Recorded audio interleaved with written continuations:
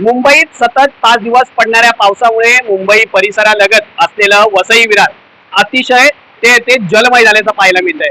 Sir विरारच्या Vasai Virar संपूर्ण जे आहे ते शहरामध्ये सर्वीकडे पाणीच पाणी आहे. नद्यांना ते रस्त्यांना नद्यांचं स्वरूप आलेलं पाहायला मिळतंय. मी सध्या नालासोपारा या ठिकाणी आणि तुम्ही पाहू शकता या ठिकाणी नालासोपारा पूर्वकडचा हा रस्ता आहे आणि हा जो परिसर आहे तो सकल परिसर आहे. त्यामुळे या ठिकाणी जे आहे ते पाणी तुंबतं आणि हे पाणी कमीत कमी लोकांच्या कमरेपर्यंत आहे. यातूनच जे ते लोक इथे वाट करताना पाहायला मिळतात. तुम्ही पाहू शकता या ठिकाणी काही लोक आहेत ती जाताना पाहायला मिळतात. तर इथे काही दुकान आहेत, त्या दुकानांमध्येही पाणी शिरल्याचं एकंदरीत हे चित्र आहे ते पाहायला मिळतंय.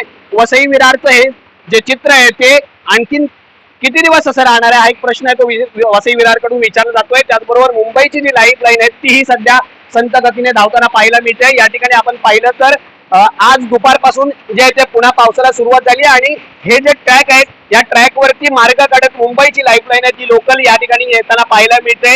एकंदरीत वसई विरार शहरात जे आहे ते मुसळधार पावसामुळे इथलं जनजीवन आहे ते विस्कळीत झाल्याचं पाहायला मिळते. मात्र प्रशासनाकडून जे आहे ते आवश्यक गरज असेल तरच घराबाहेर पडा अशी विनंती आहे ती करण्यात येते. त्यामुळे इथलं जे जनजीवन आहे ते कधीपर्यंत पूर्वपदावर येईल हे पाहणं महत्वाचं असणार आहे. व्हिडिओ जर्नलिस्ट स्वप्नील मोरेसह आणि महेंद्र जोईल, जय महाराष्ट्र न्यूज, मुंबई.